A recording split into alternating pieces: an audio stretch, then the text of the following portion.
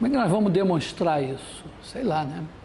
Vamos colocar aqui o zero.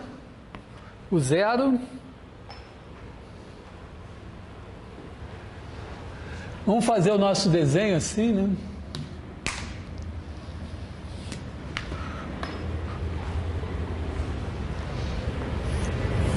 Assim, esse aqui é a imagem de T. E esse daqui é o núcleo de T.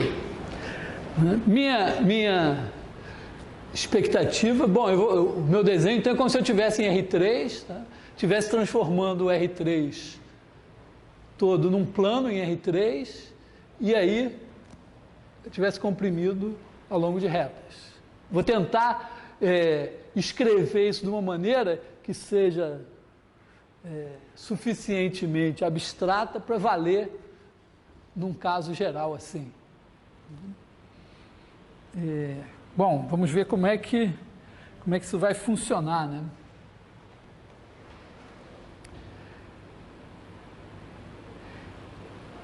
A ideia é o quê? Que se eu comprimo, vamos dizer, aqui eu vou ter um feixe de paralelas aqui, que se eu comprimir assim, eu vou ficar com alguma coisa de dimensão 2. Estou aqui em R3, comprimo ao longo dessa reta, eu fico com uma coisa de dimensão 2, e essa coisa vai bijetivamente aqui. Quem é essa coisa, na verdade? Né? A coisa natural seria dizer, bom, eu pego o plano perpendicular a essa reta passando pela origem, comprimo aqui assim. Eu tenho o núcleo, ele é uma reta, aí eu tenho um feixe de retas paralelas, eu comprimo todo mundo assim até virar o plano perpendicular a essa reta. A rigor, não precisa, tá? E a rigor eu não vou supor isso, mas eu vou supor o seguinte, o núcleo de T, ele é um subespaço de E, então, não é uma coisa que a gente tenha enfatizado, mas se o espaço E tem uma base, quer dizer, ele é de dimensão N, se eu pegar um subespaço dele, ele tem uma base também. Porque, vamos dizer, ele é um subespaço. Se ele for o subespaço que só tem o zero, acabou, a base é o conjunto vazio. Se ele tiver um vetor, eu pego esse vetor. Se esse vetor não gerar o espaço todo, quer dizer, se o espaço não for uma reta, então eu pego um outro vetor linearmente independente com ele, que esteja nesse subespaço também. Aí eu tenho 2. Se eles não gerarem o subespaço, eu boto mais um. E vou aumentando. Só que isso não pode ir aumentando eternamente, porque eu não posso ter mais do que n vetores linearmente independentes dentro de E. Então tem uma hora que acaba e eu tenho a base do subespaço. Então eu vou pegar n de t e vou pegar assim vetores ε1, εk, base do núcleo de T. E aí eu completo, eu sei o seguinte, o meu espaço tem dimensão n, e eu tenho esses caras aqui que são linearmente independentes. Então eu posso completar eles até virar uma base de E. Meu lema fundamental diz isso, né? Quer dizer, eu pego os vetores, eu posso completar até com vetores da base canônica. Então eu posso completo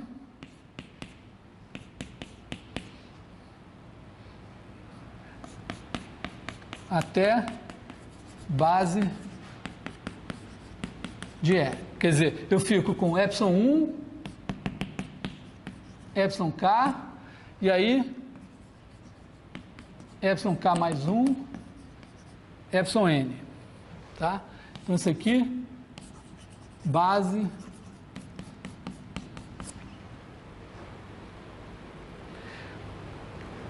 qual é a ideia? Esses caras aqui, ó, eles geram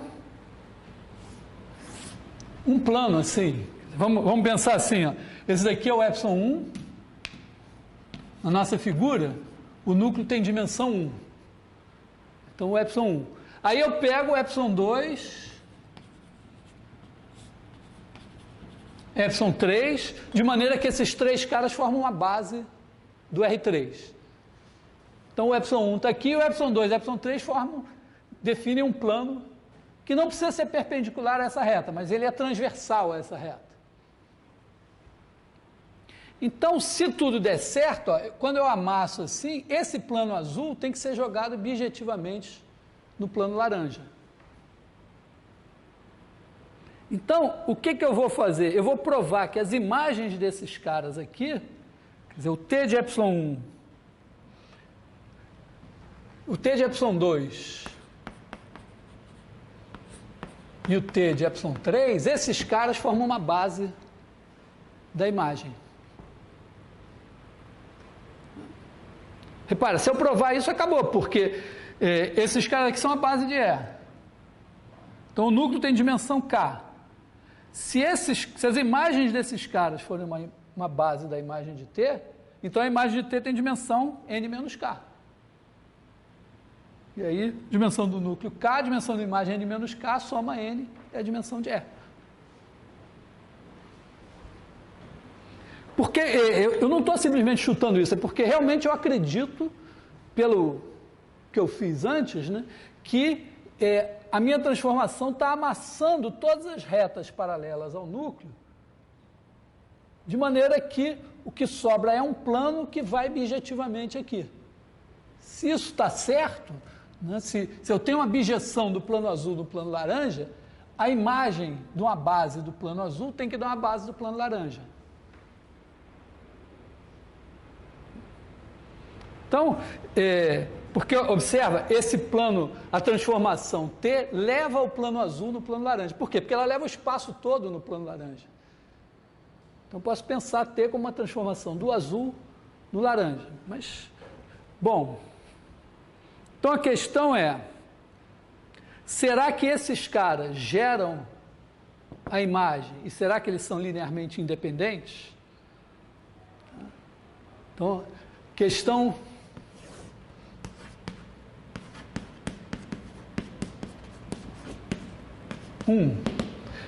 T de epsilon K mais 1, T de epsilon N são LI. Ficou horroroso isso aqui, né?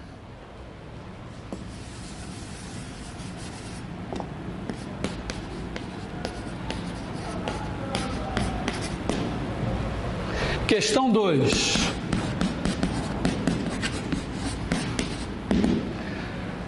T de epsilon 1, T de epsilon K geram imagem de T? Tá.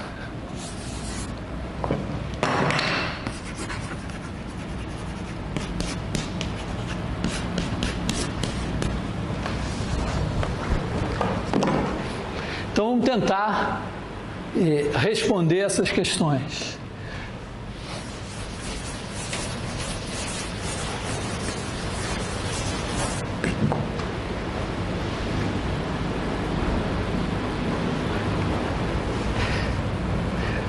O que a gente sabe? Ó, esses caras aqui, então recapitulando, eu peguei uma base do núcleo, no caso aqui peguei um vetor epsilon 1, e aí completei essa base do núcleo até ter uma base do espaço todo. Isso automaticamente me criou um outro subespaço, de maneira que o espaço todo é soma dos dois. Quer dizer, se escreve todo elemento do espaço se escreve de maneira única, como soma de um vetor amarelo com um vetor azul. Bom, então pergunta, se eles são LI. Essa pergunta corresponde a fazer o seguinte, né? Se T1, T de epsilon 1, mais T de epsilon 1, não, T de...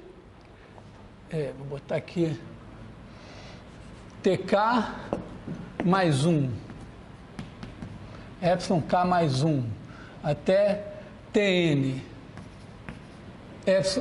T de epsilon N, igual a zero. Para provar que eles são linearmente independentes, eu tenho que mostrar que a única maneira de escrever zero como combinação linear deles é fazer todos os coeficientes iguais a zero. Então, eu quero mostrar que todos os t's são zero. Tá? Surpreendentemente, a gente só tem que fazer a única coisa que tem que fazer. A única coisa que a gente pode fazer aqui é que a gente sabe que essa transformação é linear. Então, a gente pode escrever isso daqui como T de TK mais 1, epsilon K mais 1, mais Tn epsilon N, igual a zero. E aí, significa dizer que esse cara está no núcleo. Então, esse cara daqui está no núcleo. Se está no núcleo, tem que ser combinação linear desses aqui.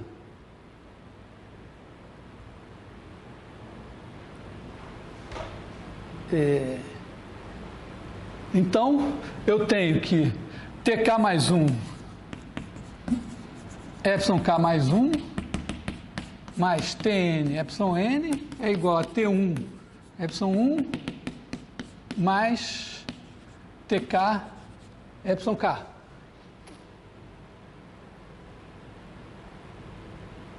Mas então estou dizendo que esses daqui menos esses dá zero.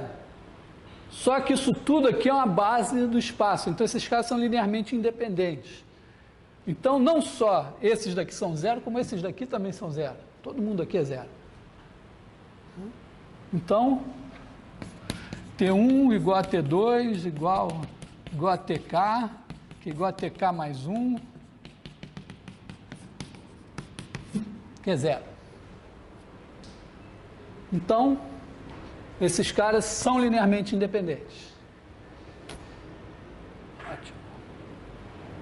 Questão 2. Será que eles geram a imagem de T? Se eu pegar um cara da imagem de T, será que ele é obrigatoriamente a combinação linear desses caras?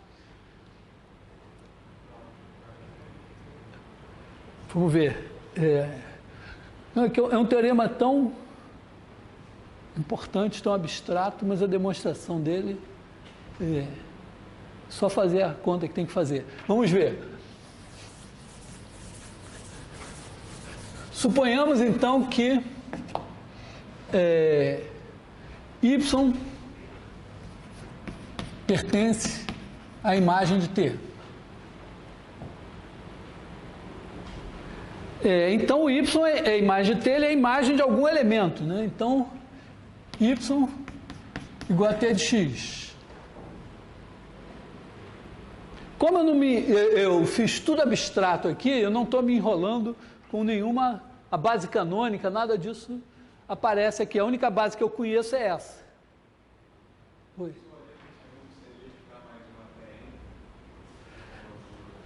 Ah, sim, da maneira como está escrito aqui, serei eternamente grato, porque imagina esse vídeo no YouTube durante os próximos anos, todo mundo vendo isso errado. Quer dizer, aqui são esses caras que estão em questão, né? T de epsilon K mais 1, T de epsilon N, será que eles geram? Essa é a pergunta. Então, Y é T de X. X, então Y é igual a T, o X eu vou escrever como combinação linear desses caras aqui, né? X1 epsilon 1 mais XK epsilon K mais XK mais 1 epsilon K mais 1 mais XN epsilon N. Olha o milagre se armando aqui, olha só que beleza. Né? Então, Y é igual a X1 T de epsilon 1 mais XK T de epsilon K mais XK mais 1 T de epsilon K mais 1 mais XN T de epsilon N. Só que esses caras aqui estão no núcleo, né? Então, TDC0, TDC0, TDC0, TDC0, TDC0, esse é zero, esse é zero. Isso tudo aqui é zero. Então, se o y está na imagem, ele é a combinação linear dos caras. São linearmente independentes, geram espaço, são uma base. Tá? Então, repara que a demonstração, a figura em R3, mas o importante aqui é essa visão geométrica de que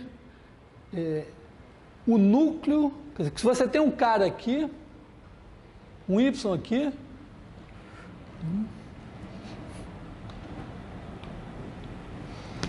acontece o seguinte, ó, essa reta amarela vai toda na origem. Então, se eu quiser os caras que vão em Y, basta eu achar um aqui assim, por exemplo, nesse plano, e toda a reta paralela à reta amarela, passando por esse ponto, vai parar lá. Né? Então, isso nos conduz à ideia de que o espaço todo é amassado, você perde K dimensões, que é o número de dimensões do núcleo, e fica com uma coisa de dimensão n menos K, que vai bijetivamente aqui. Portanto, esse deve ter dimensão n menos K. Uma vez que você incorporou essa ideia, vê que a demonstração, eu não fiz nada, eu só escrevi. Não tive uma ideia depois disso. Né? Uma demonstração decente. Eu até tenho, às vezes eu olho para esse teorema e digo, não vou chamar isso de teorema, não tenho nenhuma ideia. Só escrever.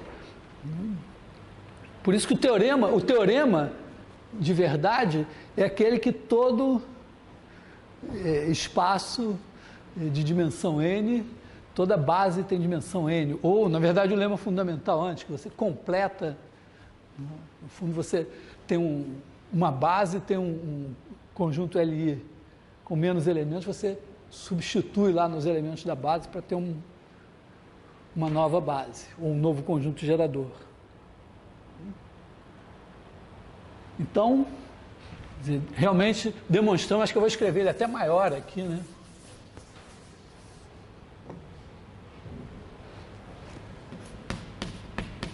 Teorema do núcleo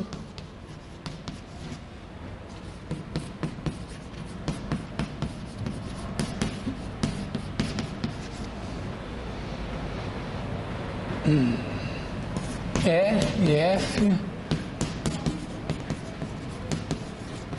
espaços vetoriais.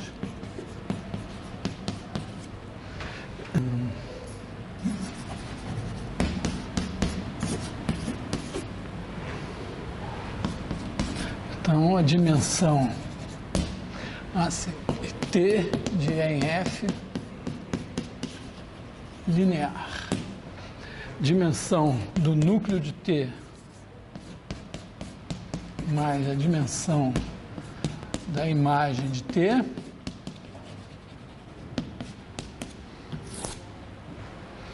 é igual à dimensão de E.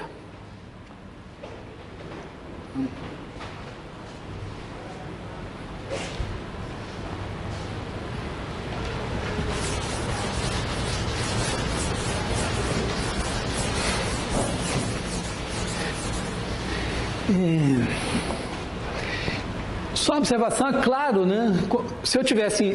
por que eu não peguei o espaço ortogonal ao núcleo ali naquela história? Eu não peguei pelo seguinte, porque quando eu enuncio assim, o espaço E, eu nem sei se ele tem um produto escalar. Mas se eu tivesse em Rn, tudo bem, eu podia ter pego o espaço ortogonal. Quer dizer, eu podia... eu sempre posso... eu poderia pegar assim, se eu tenho vamos dizer, um espaço com produto interno, mas pensa o Rn, né? Então, se você tem um espaço n subespaços,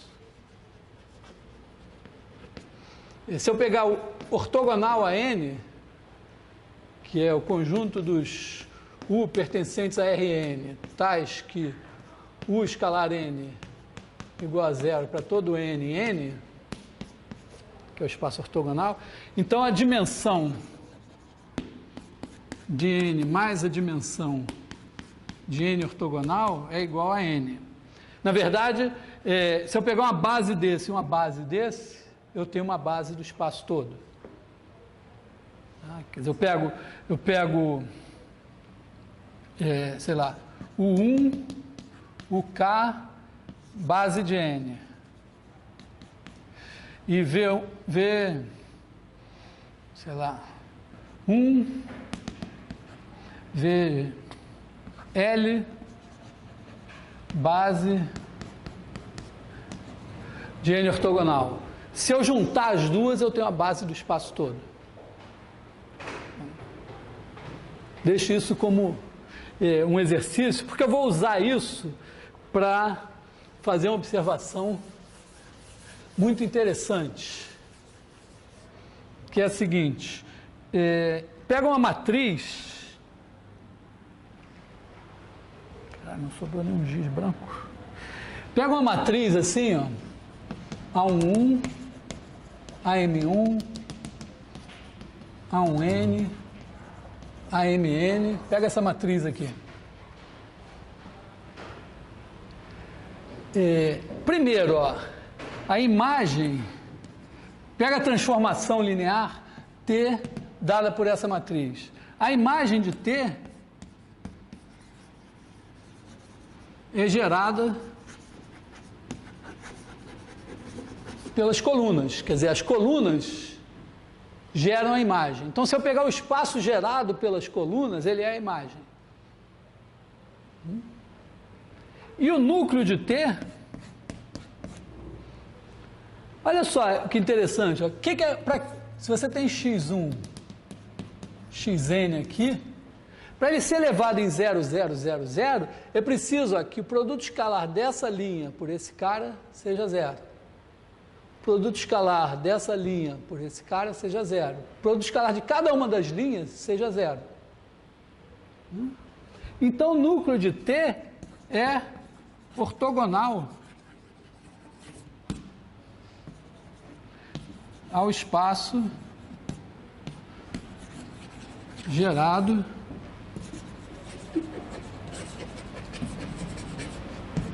pelas linhas. Mas uma coisa que não é complicado de provar é o seguinte, que o ortogonal do ortogonal em dimensão finita, o ortogonal do ortogonal é o próprio.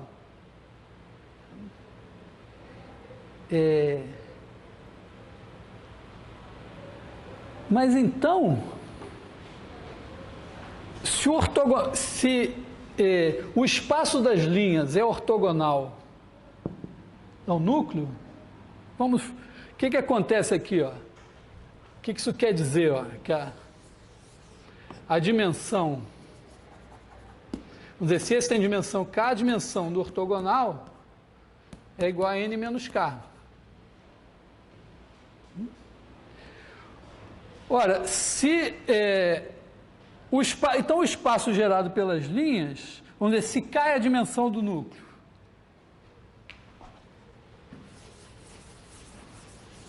vamos pensar assim, K, a dimensão desse cara daqui, igual a K. Então, a dimensão do espaço das colunas é N menos K, é o teorema do núcleo da imagem. Estou levando Rn em Rm, mas o núcleo tem dimensão K. Então, a imagem que é gerada pelas colunas é N menos K. Mas o espaço gerado pelas linhas é ortogonal ao núcleo. Então, ele também tem dimensão N menos K. Quer dizer, a dimensão do espaço gerado pelas linhas é a dimensão do espaço ortogonal ao núcleo. Se o núcleo tem dimensão K, o espaço ortogonal tem dimensão N menos K. Repara que isso é uma coisa que não é... olhando assim, não é claro, né? Você pega essas colunas aqui, aí faz as combinações lineares das colunas e você tem um espaço vetorial lá em Rm. Né? Esse daqui, ó, está em RM. Esse daqui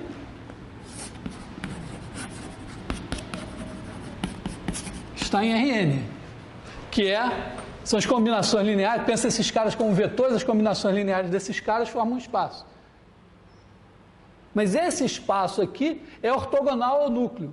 E o ortogonal ao núcleo é um espaço que é elevado objetivamente na imagem, que era a ideia do teorema do núcleo da imagem. Então eles têm a mesma dimensão. Tá? Vamos dizer, sei lá, pegarem um de nós na rua, assim, antes de um curso de álgebra linear e perguntarem isso, vai dizer, sei lá, acho que não. Não tem nada a ver, né? O espaço das colunas, o espaço das linhas, um está em Rn, outro está em Rm, mas eles têm a mesma dimensão. Tá?